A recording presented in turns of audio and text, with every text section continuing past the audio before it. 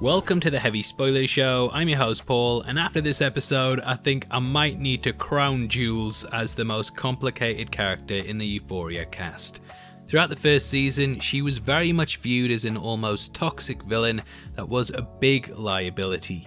Hell, they even start her solo episode with the song Liability by Lorde, and it's clear that this is very much how the audience views her and she views herself.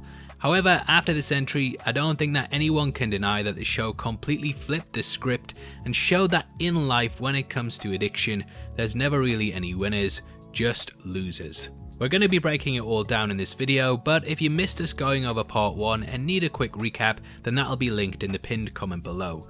There'll also be heavy spoilers here, and this is something that you should experience yourself firsthand without some annoying British dude telling you what happened beforehand and ruining it.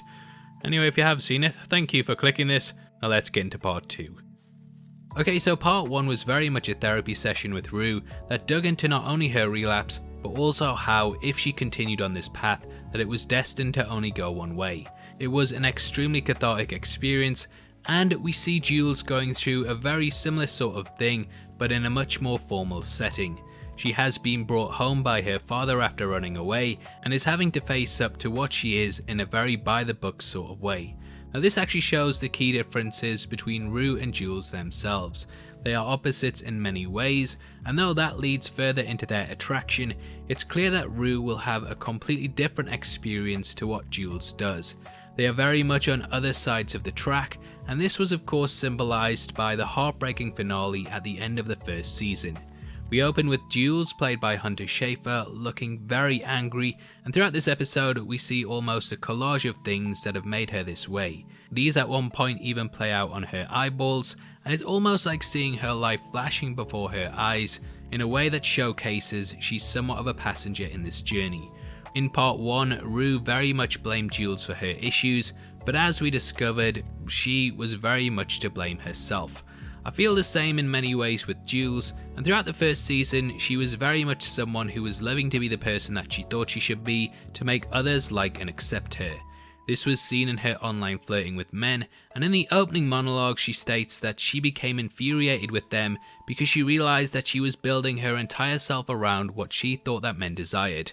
Her transitional journey in this episode very much takes an alternate path as she re-examines who she really is, and more importantly, who she wants to become.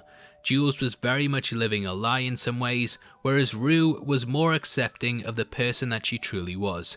However, this came with issues, and Rue was also a burden on the character because she placed her sobriety in her control.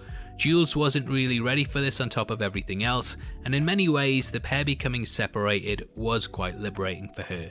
Both Dr. Nichols and Ali do a fantastic job of bringing the pair back down to earth, and throughout the season we've watched as they pretty much live in an almost manufactured reality made up of pure fantasy.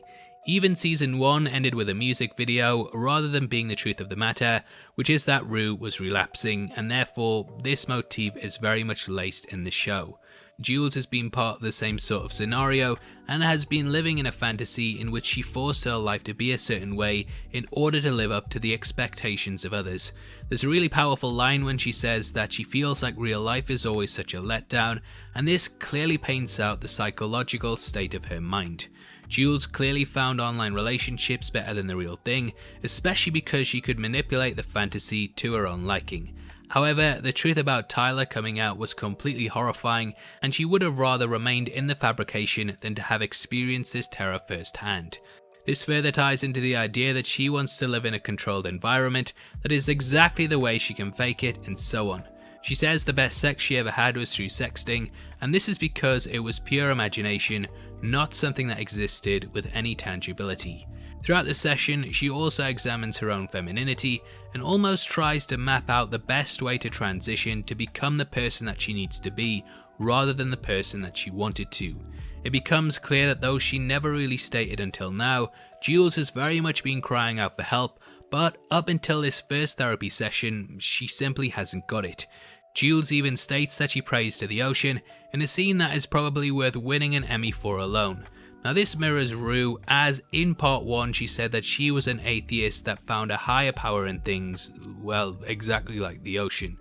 Jules states for her that transitioning is spiritual, and the two are going on parallel journeys in several ways due to the absence of a parental figure. Now Jules' mother becomes a big talking point, and it becomes clear that Jules turned to herself and the elements rather than to her. Jules' mother Amy is also an addict, and in retrospect, it massively changes how we view both Rue and Jules' relationship.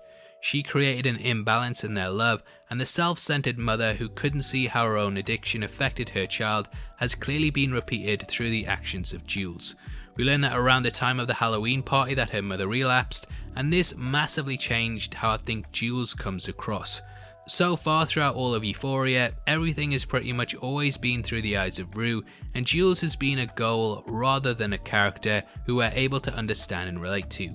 We realise that Jules actually does love Rue, but that she was scared that she loved her too much, and due to her relationship with her mother, she knew that there was a huge potential for heartbreak there, which she didn't feel strong enough to go through again.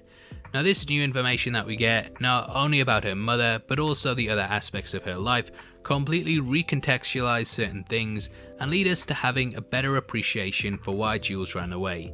It's clear she didn't want to go back to this whole cycle where a female figure was burdening themselves upon her, and I think that she was worried about history repeating itself through Jules continuing this cycle. You can totally understand why she didn't get off the train to be with Rue, and it makes the character so much more relatable. We sort of see a continuation of the fantasy from last time and reveal that it would have led to Rue ODing because of the cycle that they existed in.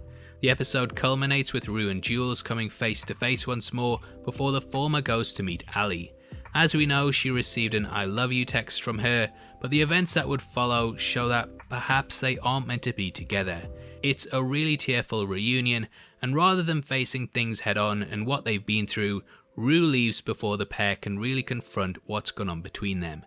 They clearly need each other, but neither can bear to be hurt again, and much like the ending of part 1, we close out staring at our protagonists through a rain-soaked window as the world closes in around them. It's such a bitter way to close things out, and you really get the feeling that the things they've been through together might have pushed a wedge further between them. Overall though, this was an incredible episode yet again, and I actually prefer these character-focused entries over the main season. And I know I sound bad admitting that, but I don't know why. I just think that the pandemic has actually pushed the writing to be more personable, and they've managed to do a lot more with a lot less. Euphoria deserves all the Emmys right now, and this was another incredible entry that I'd love to hear your thoughts on. Now don't forget that on the 30th of January we're giving away 3 copies of The Hobbit and Lord of the Rings 4K box sets to our subscribers. All you have to do to be in with a chance of winning is like the video, make sure you subscribe with notifications on, and drop a comment below with your thoughts on the episode. The links to our socials are in the description, and you can also support the channel by clicking the join button, and as a thank you, you get videos like this early. If you want something else to watch, then make sure you check out our breakdown of part 1, which will be linked on screen right now. We went over the entire thing, and with this episode, I think a lot of the scenes in it have a lot more weight to them, so it's definitely worth checking out if you're coming off the back of this. If not, then thank you for sitting through the video. As always, I've been Paul, you've been the best, and I'll see you next time. Take care, peace.